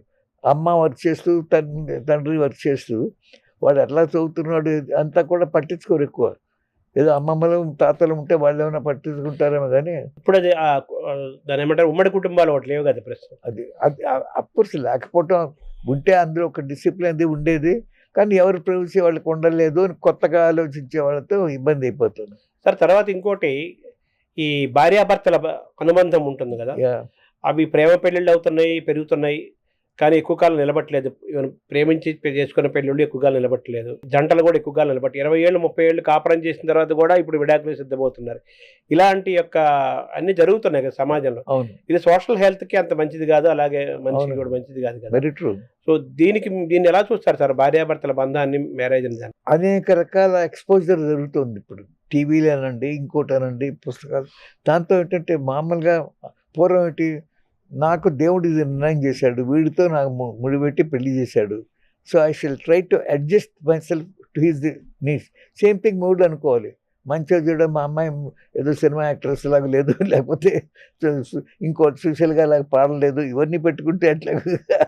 So you have to be satisfied with whatever is available. అలాంటి ఫిలాసఫీలో మనం అంతా పెరిగాం. ఎవరు నీకు సంబంధం చూసామని అంటే మాకు జాతకాలు నచ్చినాయి, ఆ ఫ్యామిలీ మంచి ఫ్యామిలీ అంటే మనం ఒప్పుకునేవాళ్ళం, అమ్మాయి ఒప్పుకునేది, అబ్బాయి ఒప్పుకునేవాళ్ళు. ఏదో పేరుకి నీకు నచ్చిందా, నీకంటే మా తల్లిదండ్రులు నాకు మంచి సంబంధం చూశారు, నేను చేసుకుంటాను అనే టైంలో వాళ్ళకి ఉండదు, అభిప్రాయాలు ఏకంగా ఉండవు. ఇద్దరికి మొగుడు పిల్లలు కానీ అడ్జస్ట్ అవుతారు. This is what God has given to me, let me accept it. దాన్ని మనం తీసుకొని యాక్సెప్ట్ చేసి అడ్జస్ట్ అవ్వాలి అని అవుతారు. అందుకని సాంప్రదాయంగా మనలో విడాకులు ఉండవు, కానీ అన్హ్యాపీనెస్ లేకపోలేదు, ఉంటుంది. కానీ విడాకులు అనేది మెటీరియలిస్టిక్ అప్రోచ్ ఎక్కువ అవటం వల్ల జరుగుతుంది. ఏదో అడ్జస్ట్మెంట్ ఉండాలి. ఎంత ఫిజికల్గా మెటీరియలిస్ట్గా చూస్తారంటే, ఈ మొగుడు ఇంత మంచోడు కానీ వాడు గురకనే భరించలేకపోతున్నాను అని చెప్పి చిన్న చిన్న వాటికి డైవర్స్ చేస్తూ ఉంటే అట్లా. సరే, మీరు మీ ఇంత 90 ఏళ్ల జీవితాన్ని ఏమైనా మీరు బుక్గా తీసుకొస్తున్నారా, ఏమైనా రికార్డ్ చేస్తున్నారా? భలే ప్రశ్న వేశారు. నా ఫ్రెండ్స్ చాలామంది, ముఖ్యంగా ఇప్పుడు ఈసీ పరంగా అనేక మంది న్యూషకి వస్తారు, అమెరికా వెళ్ళొస్తున్నారు. కానీ నాలాగా వెళ్ళిన వాళ్ళు చాలా కొద్దిమంది. షిప్లో వెళ్ళాను, ట్రైన్లో వెళ్ళాను, హెలికాప్టర్లో వెళ్ళాను. అంటే నేను మొదటిసారి అమెరికా వెళ్ళినప్పుడు ఇక్కడి నుంచి బొంబాయి దాకా కార్లో వెళ్ళాను. బొంబాయి నుంచి షిప్ ఎక్కి నేపిల్స్ అవన్నీ చూసుకొని, అరబ్ కంట్రీస్ చూసుకొని రూమ్కి వెళ్ళాను. సారీ, నేపిల్స్ వెళ్ళాను. నేపిల్ నుంచి షిప్ రూమ్కి వెళ్ళదు కాబట్టి అది దిగేసి కారు ఎక్కాను, రైలు ఎక్కాను. అక్కడి నుంచి ప్యారిస్ నుంచి లండన్ రైలు. అక్కడ ఇది కూడా బోట్ల మీదకి వెళ్ళి అవతలకి వెళ్ళాలి. బికాజ్ లండన్ నుంచి న్యూయార్క్ వేరే ఏం చూసేవి లేదు కాబట్టి విమానంలో వెళ్ళాను. అక్కడ న్యూయార్క్ నుంచి అప్పుడు ఐడిల్వుడ్ ఎయిర్పోర్ట్ అనేవాళ్ళు, ఇప్పుడు కెనడా ఎయిర్పోర్ట్ అంటారు. న్యూయార్క్ ఎయిర్పోర్ట్కి హెలికాప్టర్లో వెళ్ళాను. ఎవరు చేయగలండి ఇవన్నీ ప్లాన్. అంటే నేను అప్పుడు తిరుపూర్లో ఉద్యోగం చేస్తూ ఈ టీడబ్ల్యూలో అక్కడ పనిచేసేటువంటి వాళ్ళు నాకు ఫ్రెండ్స్ ఉండటం వాళ్ళందరి సహకారంతో చేశాను. So wonderful experiences. స్పుట్నిక్ చూశాను మొదటిసారి. అంటే ఫస్ట్ రష్యా వాళ్ళు పంపించిన స్పుట్నిక్ నేను షిప్లో బయలుదేరిన టైంలో ఉన్నా. క్యాప్టెన్ అనౌన్స్ చేశారు, అందరు రండి రూఫ్కి. అక్కడ స్పుట్నిక్ వెళ్ళి అట్లా తిరిగేది. అవన్నీ అలాంటి ఎక్స్పీరియన్స్లన్నీ వచ్చేటప్పుడు టోటల్గా అమెరికా నుంచి ఇండియాకి షిప్లో వచ్చాను. అంటే ఏమిటి, భూమి గుండ్రంగా ఉందని నాకు నేను ప్రూవ్ చేసుకుంటున్నాను అనమాట. బెజావర్ నుంచి పడమర వెళ్ళి, పడమరలో బొంబాయి వెళ్ళి, బొంబాయి నుంచి యూరోప్ చూసుకుంటూ లండన్ వెళ్ళి, అక్కడి నుంచి ఈస్ట్ కోస్ట్ ఆఫ్ అమెరికాకి వెళ్ళాను. ఇది వెస్ట్కి వెళ్తూ. ఎంత టైం పడిందండి అమెరికా నుంచి ఇండియా? అమెరికా నుంచి ఆగస్టు జూన్ 24 నేను బయలుదేరితే ఆగస్టు 9th మెడ్రాస్లో తేలాను. అంటే షిప్లు కూడా మారి ఇలాంటివన్నీ చాలా ఇంట్రెస్టింగ్ ఎపిసోడ్స్ ఉన్నాయి. అలాగే మేయర్గా ఉన్నప్పుడు కూడా చాలా ఎపిసోడ్స్ ఉన్నాయి. ఒక ఐఏఎస్ ఆఫీసర్, ఆయన గోదావరిలో జిల్లాలో పనిచేసి, ముఖ్యంగా వీళ్ళు ఉంటారు ట్రైబల్ పీపుల్, బ్యూటిఫుల్ బుక్ రాశారు గోదావరి గాథలోని. అలాగే నా 3 ఏళ్లలో మంచిగా బుక్ రాశానండి. మీరు మీ అనుభవాలు మేయర్గా కానీ ఇంకోటి కానీ లైఫ్లో తప్పకుండా అంత కాకపోతే రోజు పెట్టారు, 200 ఉన్నాయి. చిన్న దాని నుంచి ఎలా రాస్తారు, పాయింట్స్ నోట్ చేసి గుర్తున్నప్పుడు రాయాలని. వాడిని ఎలాబరేట్ చేసి బుక్గా తీసుకురావాలి. ఫోటోలు కూడా ఉన్నాయా? పాతవి కొన్ని ఫోటోలు చాలా వరకు ఉన్నాయండి. అదే కొన్ని ఏంటంటే ముఖ్యంగా నా ట్రిప్లోది నేను దీనికి వెళ్ళినప్పుడు న్యూయార్క్లో కొట్టేశారు ఎవడు, అదో పెద్ద స్టోరీ. అప్పుడు మీకు ఎంత వయసు ఉంటుంది సార్ మీరు షిప్లో అమెరికా వెళ్ళి వచ్చినప్పుడు? నాకు 27 ఎంతోనండి, అంతే. 3 ఏళ్ళు ఉన్నాను అక్కడ. 55 ఆ ప్రాంతం, 1955-56 ప్రాంతం. నేను 63లో అమెరికా వెళ్ళాను. అంటే 63లో వెళ్తే 28 years. 35లో పుట్టాను. 28 years. 60 తిరిగి వచ్చానండి. అందుకే 63లో మా అబ్బాయి పుట్టాడు అమెరికాలో. 67లో ఇండియాలో మా అబ్బాయి. ఇప్పుడు జంధ్యాల అనేది ఇంటి పేరు బాగా మనకు ప్రసిద్ధమైన ఇంటి పేరులో జంధ్యాల ఒకటి. ఇప్పుడు మన జంధ్యాల ఆయన సినిమా డైరెక్టర్ జంధ్యాల ఉన్నారు, అలాగే జంధ్యాల గౌరీ శంకర్ గారు ఉన్నారు, అవునా, ఇలా రకరకాలు ఉన్నారు కదా. వాళ్ళు మీది ఒరిజినల్ ఏ ఊరు సార్? Native place? మాది కొల్లూరు. మా జంధ్యాలది. ఇప్పుడు జంధ్యాల రవిశంకర్ ఉన్నాడు చూసారా, వీళ్ళంతా మాకు చుట్టాలు కూడా అవుతారు. నాకు నెంబి అవుతాడు అతను. కొల్లూరు అంటే గుంటూరు జిల్లా? గుంటూరు జిల్లా. కానీ మా తాతగారు, మా నాన్నగారు మైగ్రేట్ అయ్యి లాయర్గా పనిచేశారు అక్కడ మచిలీపట్నంలో. కానీ చివరి రోజుల్లో మా అబ్బాయి అక్కడే పుట్టాడు, కానీ మచిలీపట్నంలో కృష్ణా నదీ తీరంలో ఉండాలని బెజవాడకు వచ్చేసారు. వచ్చిన 2 ఏళ్ళకి ఆయన చచ్చిపోయారు. బట్ మా ఫాదరు వాజ్ ఇక్కడ ఎడ్యుకేషన్ అంతా కేఎల్ రావు గారు, మా నాన్నగారు అందరూ కలిసి చదువుకున్నారు. So good friends. అట్లా అయితే గుంటూరు జిల్లా కొల్లూరు నుంచి మచిలీపట్నం నుంచి విజయవాడకు వచ్చేసాం. తర్వాత అండి ఇప్పుడు మన జంధ్యాల ఫిలిం డైరెక్టర్ అదంతా చాలా మాది గోత్రం అంతా ఒకటే, దూరపు రిలేషన్షిప్ ఉంది. బట్ కరుణశ్రీ ఉండే జంధ్యాల పాపేశ్వర గారు డిఫరెంట్, వాళ్ళ గోత్రం వేరు. మా గోత్రం, మాది శానల్ గోత్రం, వాళ్ళది వేరే ఉంది. అలాగే జంధ్యాల హరినారాయణ గారిని ఐఏఎస్ ఆఫీసర్, ఆయన గోత్రం కూడా వేరు. అంటే జంధ్యాలలో చాలా గోత్రాలు కూడా ఉన్నాయి. ఇంటి పేరు ఒకటే కానీ గోత్రాలు వేరే వేరే. మీ పిల్లలందరూ డాక్టర్స్ ఏనా మొత్తం అందరూ? 5 అబ్బాయిలు, నేను ఒక్కడే డాక్టర్. అవునా? తర్వాత ఏమో నాకు ఒకడే కొడుకు, వాడు డాక్టర్. మా అమ్మాయి కొడుకు వాడు డాక్టర్ అయ్యాడు. సో మీ నాన్నగారి దగ్గర తర్వాత మీరు, మీ తర్వాత మా అబ్బాయి 3 డాక్టర్లు, 3 generations. తర్వాత మా అబ్బాయికి మాత్రం కొడుకు డాక్టర్ అవడానికి ఇంట్రెస్ట్ చూపించలే. సో వాడికి ఒకటే కొడుకు, కానీ మా అమ్మాయి కొడుకు డాక్టర్ అవుతున్నాడు. మీ హ్యాబిట్స్ అంటే ఏమేమి ఉన్నాయి సార్? అదర్ దాన్ హ్యాబిట్స్ అంటే నేను అలవాటు ఉంటూ ఇది చెయ్యాలని లేదండి. ఏదైనా ఏమి చేయకపోయినా నాకే మార్పు ఉండదు. కొందరు కాఫీ తాగబోతే తలకాయ నొప్పులు, ఏదో డ్రింకులు తాగితే ఆల్కహాలిజం, లేకపోతే ఎక్కువ తాగుతా, ఇలాంటివన్నీ ఉంటాయి. నేను నా ప్రిన్సిపల్ మా నాన్నగారు చెప్పింది. ఫర్ ఎగ్జాంపుల్ 1948లో బెజవాడలో క్రికెట్ నేనే ఇంట్రడ్యూస్ చేశాను. సో అయితే ఎందులోనూ ప్రవీణ్ అక్కర్లేదు, సరదాగా అన్ని గేమ్లు నేర్చుకోవాలి. టెన్నిస్ నేర్చుకున్నాను, బిలియర్డ్స్ నేర్చుకున్నాను, టేబుల్ టెన్నిస్ నేర్చుకున్నాను, బ్యాడ్మింటన్ నేర్చుకున్నాను. ఇందులో ఏదో ఛాంపియన్ అయ్యి రిప్రజెంట్ ఇప్పుడు అనుకోలేదు, but I want learn for fun. అలాగే అదొక. So even now I like cricket, so many things బాగా చేస్తుంటారు, మ్యాచ్లు అన్నీ కూడా. కాఫీ హెల్త్కి మంచిదేనా? కాఫీ ఏదైనా ఇందాకే చెప్పాను, మన శరీరం ఎంత వండర్ఫుల్. ఏది తీసుకున్నాం, ఈ కలుషిత వాతావరణం ఈ మాదిరి ఆరోగ్యంగా ఉన్నా ఉంటే మన శరీరం ఫైట్ చేస్తుంది చెడుని. అందుకని ఈ చెడుని ఫైట్ చేయాలంటే మనం ఏ హ్యాబిట్ లేకుండా సరదాగా ఏదైనా తీసుకోండి, నథింగ్ విల్ హ్యాపెన్. ఇప్పుడు మామూలు అక్కినేని నాగేశ్వరరావు గారు, ఆయన కూడా బైపాస్ అయింది అట్ ఏజ్ ఆఫ్ 50. తర్వాత ఆయన దాదాపు బైపాస్ అయిన తర్వాత కూడా 40 years చాలా హెల్తీగా జీవించారు. చివరిలో ఏదో క్యాన్సర్ వచ్చింది, but very long and very healthy life, చాలా యాక్టివ్గా ఉండేవారు. ఆయన ఏమో అంతకుముందు నాకు డ్రింక్ అలవాట్లేదు, తర్వాత నేను లైట్గా రోజు డాక్టర్స్ అడ్వైజ్ ప్రకారం ఒక 90 ml ఏదో చెప్పేవారు, బ్రాందీ తీసుకునేవాడిని, అది హార్ట్కి మంచిది, బ్లడ్ సర్క్యులేషన్ అది ఇది అన్నారు అని ఆయన చెప్పేవారు, ఆచరించారు. అలా కొంతమంది ఏమంటారంటే ఈ రెడ్ వైన్ అది మంచిది, ఒక ఏజ్ తర్వాత హార్ట్కి మంచిది ఇలా అంటుంటారు కదా. మీరు ఒక డాక్టర్గా అలాగే ఇప్పుడు సోషల్ డ్రింక్ కూడా ఉంది కదా, దీన్ని ఎలా చూడాలి సార్? హెల్త్కి దీనికి లింక్ ఏమైనా ఉందా? మంచి ప్రశ్న సార్. ఇందాక చెప్పినట్టుగా ఎనీథింగ్ ఇన్ ద లైఫ్ ఒక హాబీలా కాకుండా సరదాగా ఎప్పుడైనా తీసుకుంటే, ఫర్ ఎగ్జాంపుల్ నేను బైపాస్ చేసుకున్నాను, రిమార్కబుల్గా రికవర్ అయ్యాను. అమెరికాలో చేసుకున్నాను అనుకోండి. డంటర్ కూలీ చాలా పెద్దవాడు, ఆయన శిష్యులు నాకు చేశారు అన్నమాట. అప్పుడు వాళ్ళని అడిగాను, వాళ్ళు చెప్పారు నీ రికార్డు బట్టి A+1 అప్పుడు మేరుగా ఉన్నాను, అంత బాగానే ఉంది, ఏదైనా చేయదలుచుకుంటే హుషారుగా చేసేయండి, బట్ టైర్ అయిపోతే మాత్రం ఇది వాళ్ళ పూర్తి చేసి కానీ నిద్రపోయిన మర్చిపోండి. Let heaven fall on earth, give it up that day, relax. ఇలాంటి కొన్ని ఏది పట్టుదలతో చేసే ఉండకూడదు. అంటే ముఖ్యంగా ఆపరేషన్ చేసుకునేవాడు దాన్ని అన్ని okay, you don't smoke, very good. That smoking is really bad. ఎందుకంటే లాంగ్ రన్లో లంగ్స్ స్పాయిల్ అవుతాయి, హార్ట్ అటాక్. మరి పేపర్ అందుకని గవర్నమెంట్ బ్యాన్ చేసింది, అన్నీ కూడా చేసింది.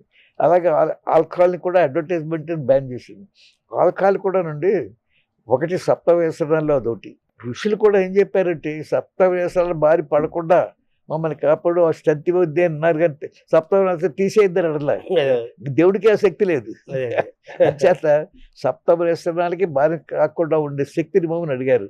అలాగే ఇప్పుడు ఆల్కహాల్ ఉందనుకోండి, ఇందాక డాక్టర్ చెప్పిన నాగేశ్వర నాకు వీళ్ళు ఎదురు చెప్పారు, ఎనీ గుడ్ క్వాలిటీ చిన్న మోతాదులో కొంచెం రోజు తీసుకున్నా కూడా సర్క్యులేషన్ పెరుగుతుంది, వెసల్స్ క్లీన్ చేస్తుంది. అదే మన కార్డియాలజిస్ట్ డ్రింక్ తాగినోడు అబ్బాయి తాగద్దు అంటాడు. కానీ చాలామంది cardiologist they take a small drink. చాలామంది ఎందుకు తీసుకుంటారు, మీరు అమెరికా దేశంలో ఆఫీసర్స్ వాళ్ళ ఆఫీసులో తీసుకుంటూ ఉంటారు. అంటే డ్రింక్ అంటే బ్రాందీ, విస్కీ, వైన్ అంటే ఇలాంటివి ఉన్నాయి కదా, ఏది ఇంతే కదా, ఇద్దరు అన్నిట్లోకి రెడ్ వైన్ మంచిది అంటారు గుండెలకి దానికి. బట్ మిగతా ఆల్కహాల్ కూడా స్మాల్ డోసెస్ ఏమి డ్యామేజ్ జరగదండి. Anything will not happen. Even smoke ఏదో సోషల్ ఒక ఎప్పుడో సిగరెట్ తాగారు, నథింగ్ విల్ హ్యాపెన్. కానీ రెగ్యులర్ రోజుకు 2 ప్యాకెట్లు 1 ప్యాకెట్ డెఫినెట్లీ ఏదైనా ఏదైనా మంచిది. అతిగా ఉండకూడదు. ఏదో ఒక నియమం ఉంటే ఏదైనా కంట్రోల్లో ఉండాలండి. Nothing will happen. Final God ఇప్పుడు వివేకానంద చిన్నప్పుడు చచ్చిపోయాడు, ఆదిశంకర్ చిన్నప్పుడే చచ్చిపోయాడు, వాడు కారణ జన్మలేదు. ఆ పర్పస్ కోసం సప్తవ్యసనాలతో చచ్చిపోలేదు. అది thank you very much sir. I must thank you అండి. చాలా పాత విషయాలన్నీ మనం మాట్లాడుకున్నాం.